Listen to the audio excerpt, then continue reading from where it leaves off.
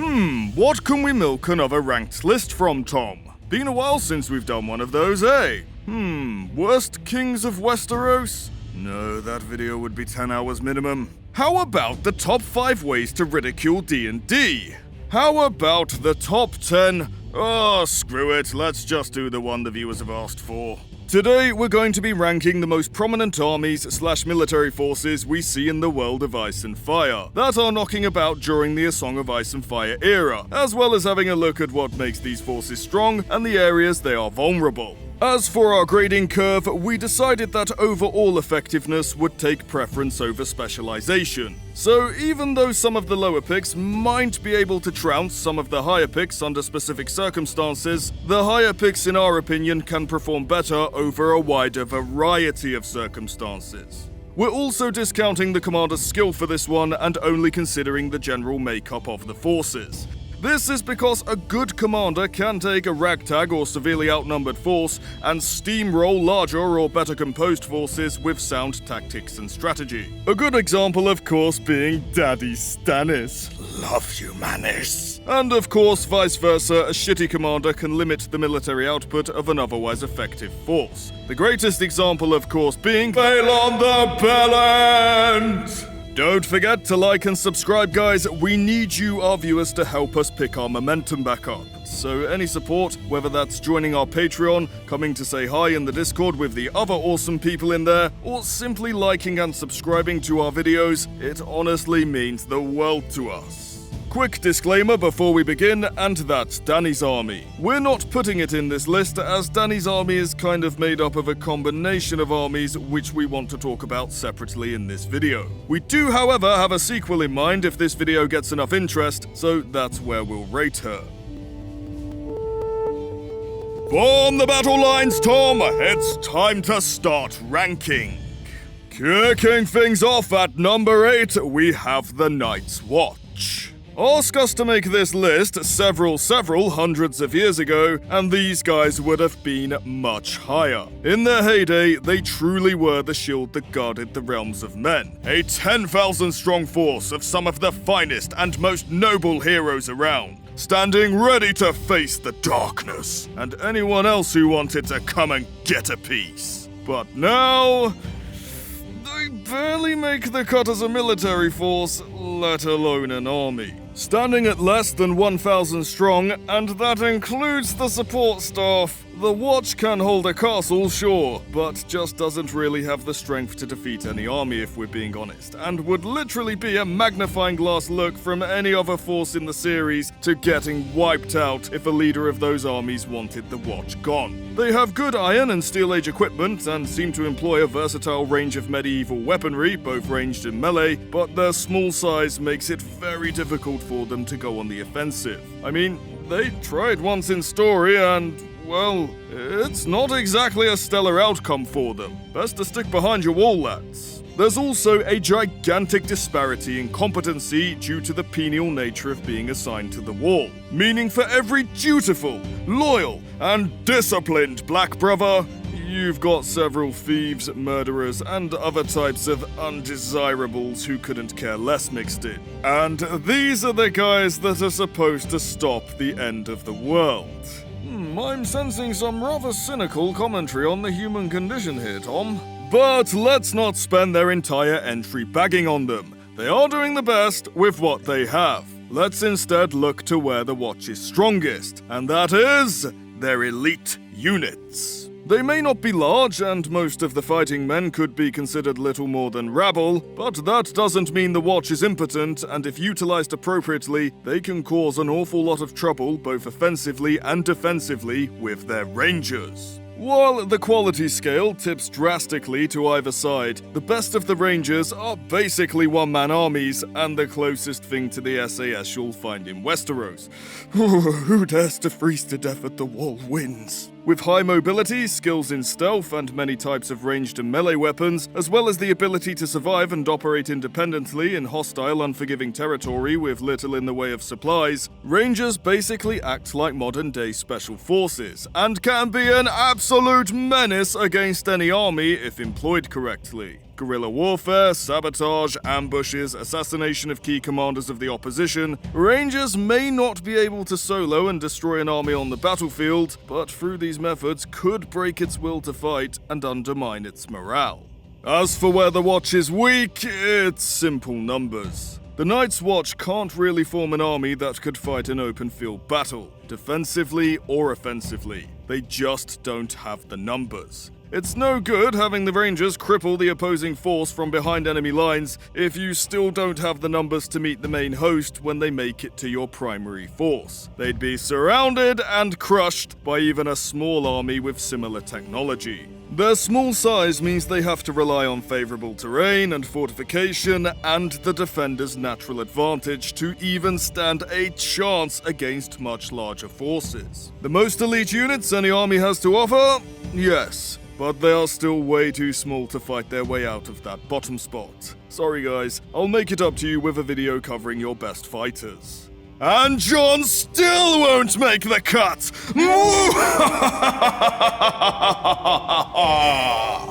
At number 7, we have the Free Folk Army, led by Mance Rayder.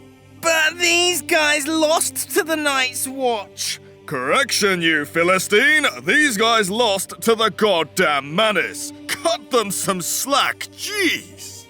The Free Folk Army is essentially a conglomeration of the many numerous tribes found beyond the Wall. Speculated to be 100,000 strong by one source, but admittedly a more educated source places it around 30 to 40,000. But still, that's massive by medieval standards. With Stone Age and Bronze Age technology, they sure are lagging behind their contemporaries in equipment, especially when it comes to good quality armor, which is why looting better equipment from enemies is a priority for them. They also lack for meaningful cavalry forces, though I think in fairness, having giants in your ranks is a pretty fair trade-off.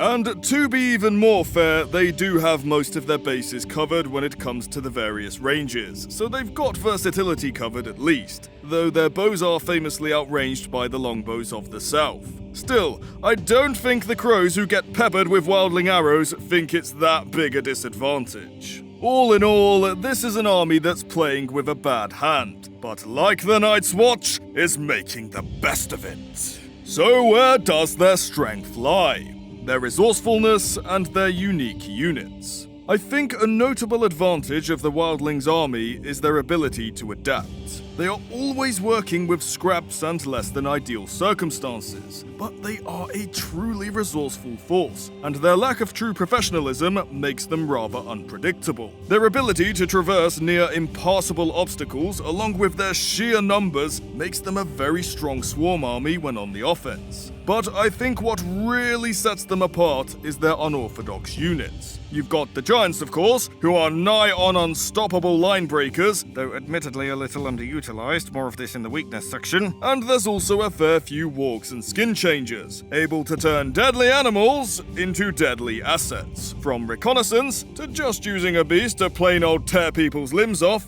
the possibilities are endless. So if you have to beat them, where are they weak? Their discipline.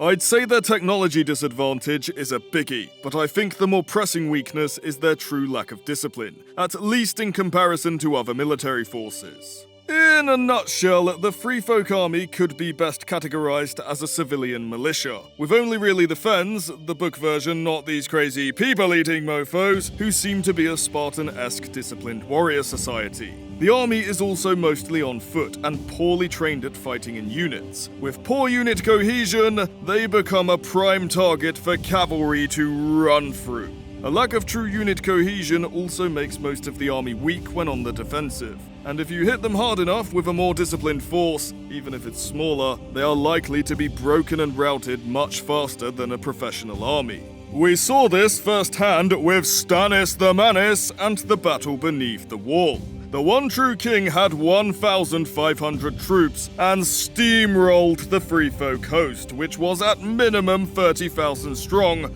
with giants in it. And while we're at it, let's address the overgrown bastards. The giants really aren't utilized to their fullest potential in either the books or show. They don't even use bows in the books, which is a serious waste of what can essentially be a living, breathing, and extremely mobile artillery unit. Give the giants some better weapons, or just a weapon, John, along with some rudimentary armor, and the Wildlings go from an army of poorly trained and undisciplined tribal primitives into an offensive juggernaut, with their signature strategy likely being 1-1, Mac, attack!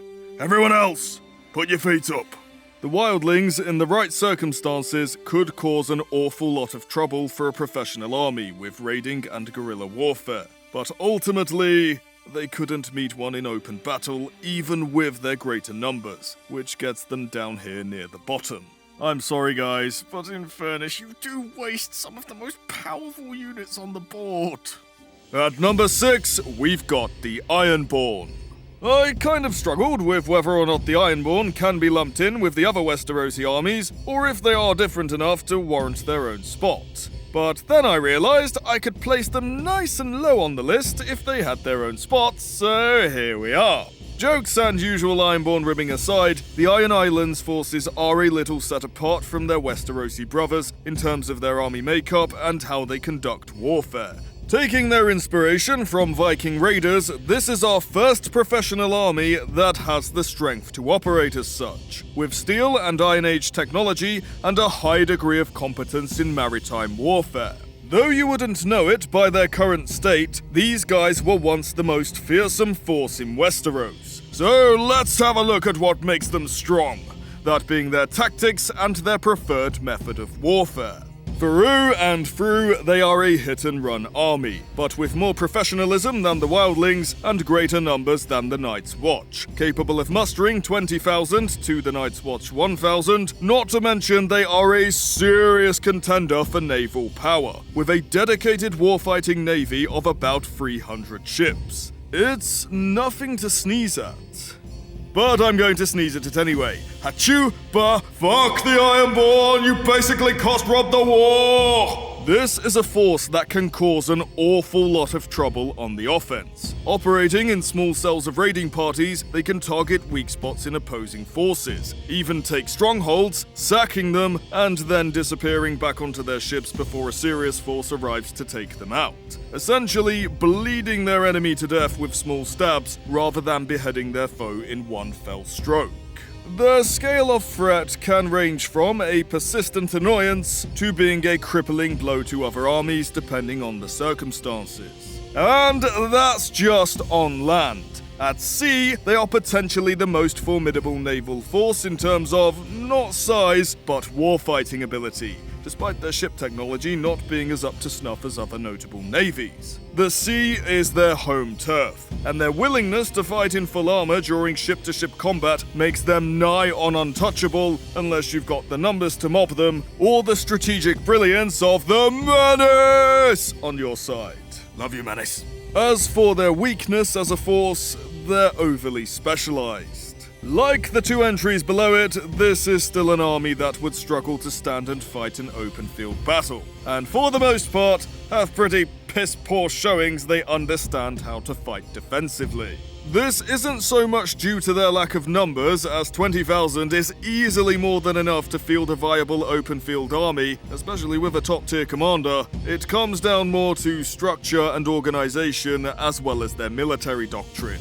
They operate in small raiding parties, and often hit multiple points at similar times, spreading their enemies' forces thin, and relying on their ferocity, high mobility, and the option to retreat to win the day. But if you take these advantages away, the Ironborn become little more than slightly better trained and equipped wildlings. They are noted to lack discipline, not to mention their over-specialization in naval raiding leads them to having very few mounted units, which isn't too much of a problem on the coast when your boats are nearby, but is quite the detriment when you start making your way inland and are forced to fight.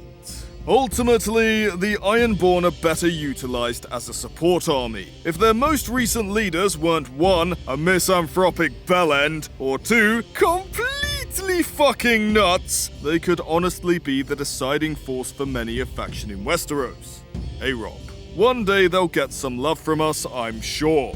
But today is not that day. Stay in the bottom half where you belong. At number 5, we have the Dothraki. Like the Night's Watch, if you'd asked us to rank them several hundreds of years ago, they would be much higher.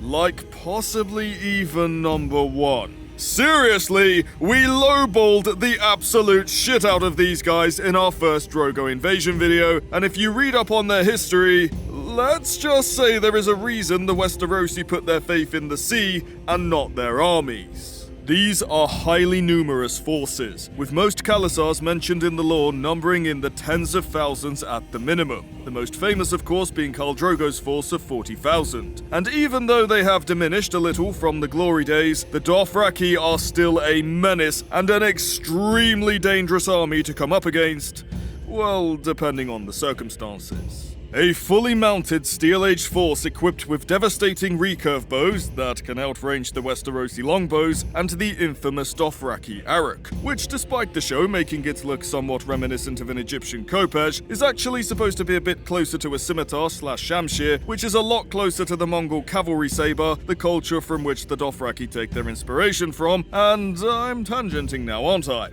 Sorry, Tom. So what makes this army so formidable? Like their Mongol inspirations, it's all in their mobility. What you have here is an extremely mobile offensive army that is difficult to catch and beyond devastating in any kind of open field battle where there is room to maneuver. They can pepper you with arrows from range and be gone before you're in a position to retaliate. They can run through and cut down weaker and isolated sections of an army and be on to the next target before you've organized your counterattack. They can raid and pillage your camps and disappear before you rally and consolidate. They can feign retreat, then smash you in the flanks with another force once you've given chase. Hit and run, hit and run, hit and run. The Dothraki own the trademark on that concept. Their nomadic nature also makes them exceptionally difficult to pin down, as unlike the Ironborn, there's not really a static home base you can lure them back to or take from under them. If the Horse Lords can keep moving, they'll keep winning. As for what makes this force weak, they're one-trick ponies. Get it, Tom? You know, because they're all on horses. So, as stated at the beginning, we're viewing these armies through the lens of fantasy, so certain tropes have to be accommodated and overlooked when it comes to affecting the ranking. That being said, just to cover our backs, we're going to point out the no armor whatsoever thing because it really is fucking dumb. We get the idea, it's the fantasy trope of no armor equals more speed, and because the Dothraki rely on mobility, the idea is they are too fast and cause too much chaos to get hit in the first place. But still, bad George! Silly tropes like this don't belong in your more grounded world. As punishment, I order you to send me an advanced copy of Wins, which I will share with anyone who is subscribed to our channel and likes this video. Did this threat work on George? Well, you'll have to like and subscribe to find out, won't you? For legal purposes, it didn't. Overlooking that, however, the Dothraki's main weakness, even in a fantasy context, lies in their overly specialized all-or-nothing military doctrine, which is, the best defense is a good offense. They are a purely offensive force. This is not an army that can hold the line or defend a static fortification from its walls. Even their defensive maneuvers would likely consist of them giving up their ground, then attacking you to take it back. If you fight the Dothraki on their terms, they are frigging unstoppable. However, force them to fight in any conflict that isn't an open field battle or a hit-and-run raid or ambush, and they aren't fucked, but they've lost the thing that makes them so effective. They rely heavily on their horses, and being able to move around and outmaneuver their enemies. If you catch them in a choke point, or force them into unfavorable terrain that hinders their mounts, like a forest, or put them into a situation where they are forced to fight on foot, for example assaulting a walled city with tight streets that can't facilitate mounted combat, they lose a ton of their threat. I also just want to clarify something I've seen said about the Dothraki, and that is they wouldn't be able to siege a fortification. This is untrue. I think this comes down to Hollywood, which often conflates sieging a stronghold with assaulting a stronghold. Basically, all stronghold assaults are sieges, but not all sieges are assaults, if that makes sense. A siege is essentially surrounding a structure and making sure nothing gets in or out, and waiting for the enemy to starve and give up. A bit more like the situation in the Riverlands with Jaime the Phrasened going against the Blackfish. The Dothraki can and have done this to some pretty big cities, but more on that in the Drogo Invasion series that this little segment is a plug for. It's coming! It's coming! I promise it's coming! All in all, the Dothraki are one of those forces that's extremely polar in its threat. They're either your worst fucking nightmare or fish in a barrel, which is why we've put them in the middle. Moving on. At number 4 we have This is Sparta! What's that, Tom? Oh, right. I mean, the Unsullied of Astapor! See, I fixed it. Taking their inspiration from ancient Greek hoplites, particularly the Spartans in their equipment, mindset, and tactics, the Unsullied are a truly dangerous military force. The Spartan influence only becomes more clear when you look into their training and upbringing. It's some seriously brutal stuff that makes the Agogi look like daddy daycare. But you can't argue with the results. While their warfighting technology and tactics are a little behind the times in comparison to other armies, the Unsullied give no shits and prove the notion that old is gold when it comes to battle tactics and strategy. Numbers-wise, it fluctuates heavily, with some Unsullied forces numbering no more than a dozen guards to a few thousand like the army at Cahor, all the way to Dany's force which numbers between 8,500 to 13,000. It all depends on the buyer. So just to be clear, we're talking about an Unsullied force more akin to Dany's than a small band of household guards. Always have to try and preemptively catch that guy. Thank you for your cooperation. So, what makes these guys so effective? Their discipline. When you need a keep infiltrated, you ask the Ironborn. When you need a kingdom raided, you ask the Dothraki. But when you need someone to hold the line, no matter what, you damn sure ask the Unsullied. They aren't actually all that exceptional individually as fighters, with top-tier warriors like Grey Worm actually the exception, not the rule. This, however, is not why they are so effective. It's their discipline and ability to maintain unit cohesion.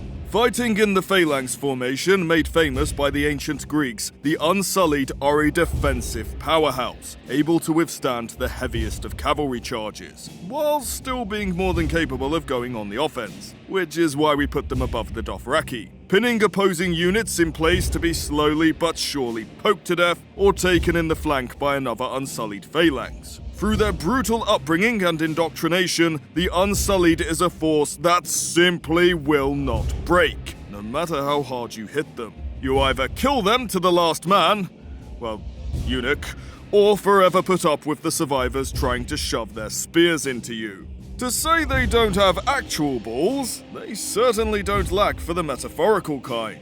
We'd also be remiss if we don't mention their kit is pretty damn well rounded for a non-ranged infantry force. Spear and shield is a tried and tested combo. Short swords are great backup weapons when paired with a shield, and while it's not the best around, they do at least wear armor in the form of their spiked caps and quilted tunics/gambesons. Wouldn't stop an arrow or a good stab from a sword, but it's something at least. Looking at you, horse lords. As for what makes these cockless bastards weak, their lack of mobility and inability to shoot back. The Unsullied are extremely versatile for a non-ranged infantry force, but they aren't particularly versatile as a standalone army. The fact they are solely an infantry force is already a hindrance to the Unsullied's ability to move about the battlefield quickly, but they are in fact hampered further by the very formation that makes them strong. Phalanxes are pretty damn great at keeping the front of a unit safe with a wall of shields and spears. However, they are weak on the flanks and the rear. This vulnerability is only made worse when you consider another trait that accompanies this formation. It's slow as fuck to move. The formation relies heavily on unit cohesion and maintaining that interlocked wall of shields. Because of this, it moves at a snail's pace compared to other formations. Not a big deal if the Unsullied are chilling in a bottleneck or choke point, but in more open terrain, a more mobile force could outflank it and take it out from the sides or rear, which in our history is the most prominent way phalanxes were defeated.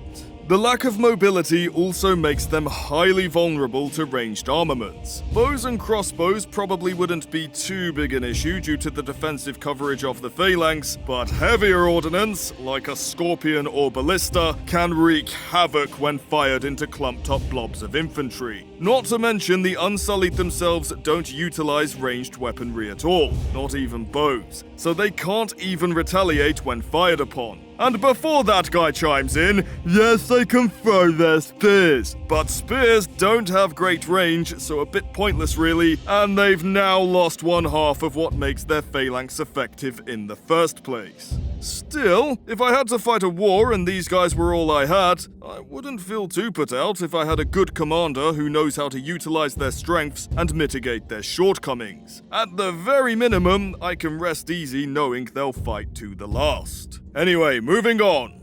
At number 3, we've got the Golden Company. Hey, that rhymed! Stop it, Tom! Cut for this video if you choke me to death!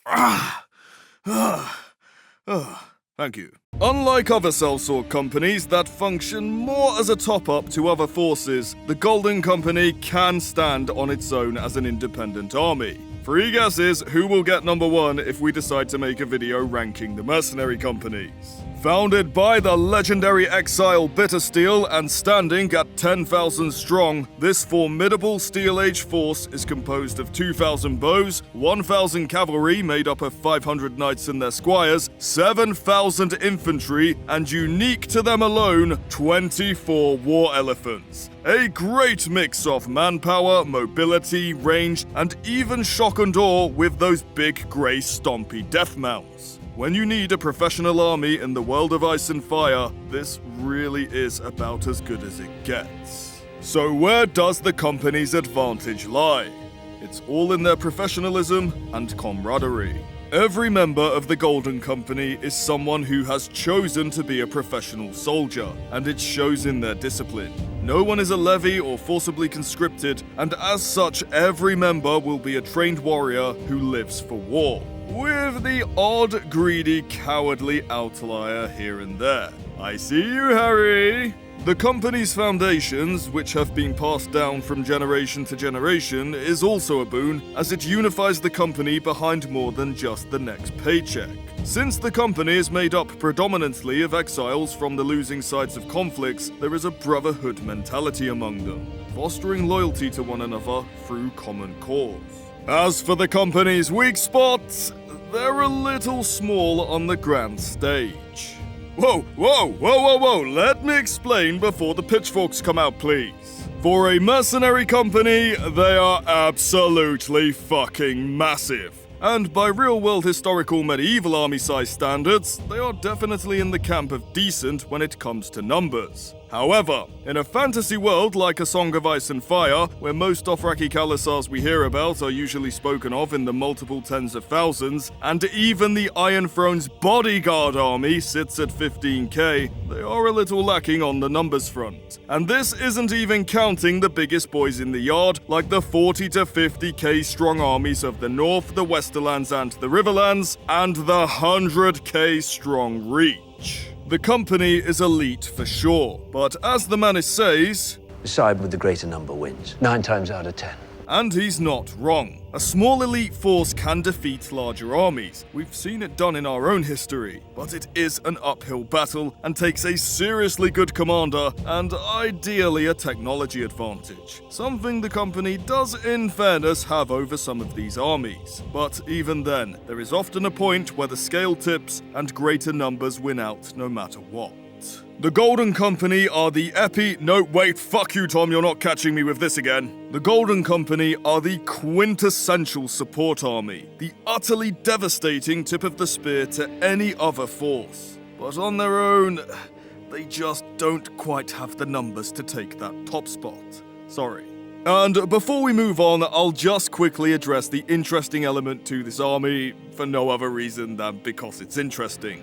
The elephant in the room, so to speak. Get it, Tom? The elephants are neither a strength or a weakness. They are a wild card through and through, and their effectiveness is entirely dependent on the enemy and the situation. War elephants are not devastating, nor are they a liability. They can be devastating, and they can be a liability. Elephants just don't have the balls or the Chad temperament of a well-disciplined warhorse, no matter how well you train them. They spook easily, and if you frighten them, they're just as likely to trample their rider's army as much as they are the enemy. They can scare the absolute living shit out of a poorly disciplined force who's never seen one before, but against a steadfast and heavily disciplined army, they can usually be flanked, and the chaos they cause among their own ranks is then exploited. Like we said, devastating or a liability. Moving on. At number 2, we've got the Army of the Dead. We tussled with whether or not to include this one, since it's basically an army that runs purely on hacks. But we knew if we didn't, we'd get dragged over hot coals by the commenters, so here we are. We've got to go with the pre-Dragon show makeup of this army, which is others in command and whites as the foot soldiers, as we haven't seen this army properly in the books yet.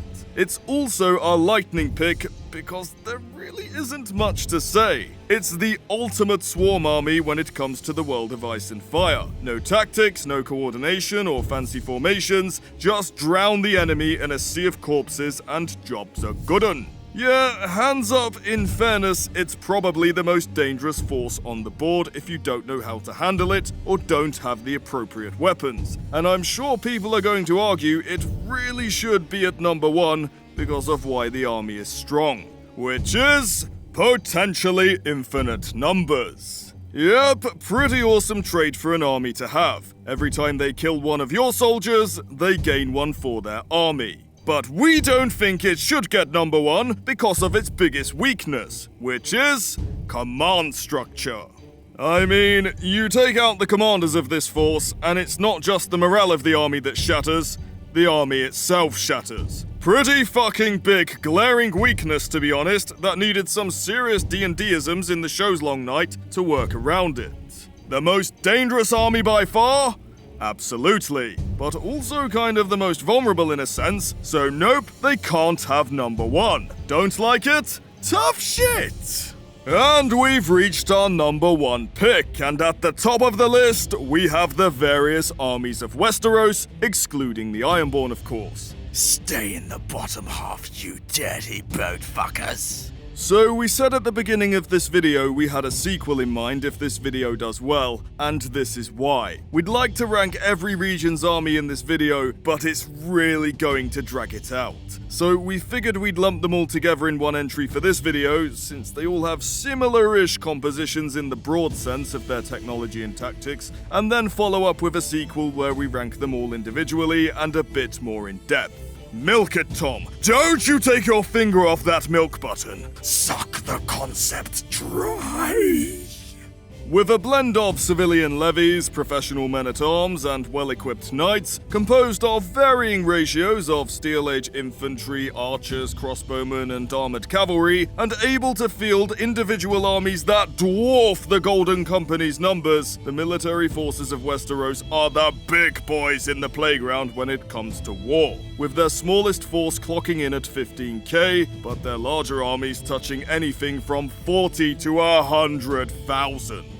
But why do they take the top spot? If we're being honest, it generally comes down to the real-world historical inspirations of these armies and the advancement of warfighting technology and tactics. The armies we've mentioned before these ones, with the exception of the Golden Company and the Night's Watch, have all taken their equipment and warfighting inspiration from real-world armies that existed up to about the 14th century with the Dothraki's inspiration, that being the Mongol Empire, all the way back to the Bronze and Stone Age for the majority of the Wildling host. The armies of Westeros, however, take their inspiration from 15th century medieval Europe. This is basically when medieval warfighting technology and tactics peaked, just before the European Renaissance and the mass integration of gunpowder warfare. Of course, there were minor improvements made to plate armor and weapons in the 16th century. Aha, caught you again, that guy! But for the most part, this is when medieval warfare plateaued overall, and what most would probably think of as Napoleonic-style warfare started to worm its way into relevance with the mass integration of stable gunpowder weapons. I know they used gunpowder before this time, that guy. I'm referring to when it became feasible to deploy it en masse. So, what makes these armies so strong? They're ahead of the curve, there's really nothing else to it.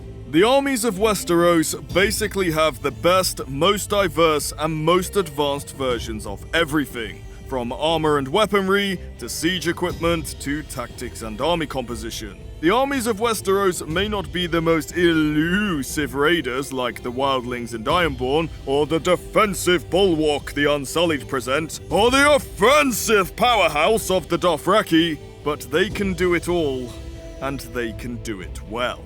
When it comes to numbers, technology, and tactics, the other armies can sort of play rock, paper, scissors with each other with their strengths and weaknesses. But none of them could outright crush a typical Westerosi army in a conventional battle. At least not without doing something very clever, and thus needing a good commander. And remember, we're only ranking based on the armies, not the commander's skill. The Westerosi have all their bases covered to too high a degree in both technology and army compositions that they can counter anything the lower picks throw at them. Well, maybe not the army of the dead, but fuck it, just throw them some dragon glass or something, Tom. We need to be wrapping this video up. As for where these armies are weak, you know the drill with number 1 picks by now. Half-arsed and half-baked suggestions from us, and you guys can let us know in the comments. Our half-arsed suggestion, beyond obviously hitting them with hacks like blood magic and super weapons like dragons, is the higher fragility of their morale compared to that of the other factions. The morale of Westerosi armies is somewhat more delicate than that of the other armies due to the feudal and class-based system they reside within. Whether it's due to culture, cause, business, religion, fanaticism, indoctrination, or ice magic that forces your unalive nature to be alive again, there are peasants and low-level men-at-arms in the mix that are usually acting in service to a lord and their wants. And for many, it's not a choice, it's coerced. Don't get me wrong, sometimes the Lord can have a great and noble cause that rallies their people under them. But for the most part, the armies of Westeros comprise mainly of folk who are in the position of, you better do as you're told, without the brainwashing of the Unsullied. Besides the prospect of a bit of looting, most would probably rather be back at home, i.e. a large portion of a Westerosi army is likely to break and rout if things take a turn for the worst, much quicker than a purely professional army like the Golden Company and Ironborn, or a fanatically devoted force like the Dothraki and Unsullied, or a force with an existential cause like the Watch and the Wildlings. But hey, that's our half-arsed suggestion. It's purposefully half-arsed and lacking all effort beyond shallow surface observation. We'll leave the more intelligently thought-out weaknesses to you guys in the comments. If this video does do well, please be on the lookout for a follow-up,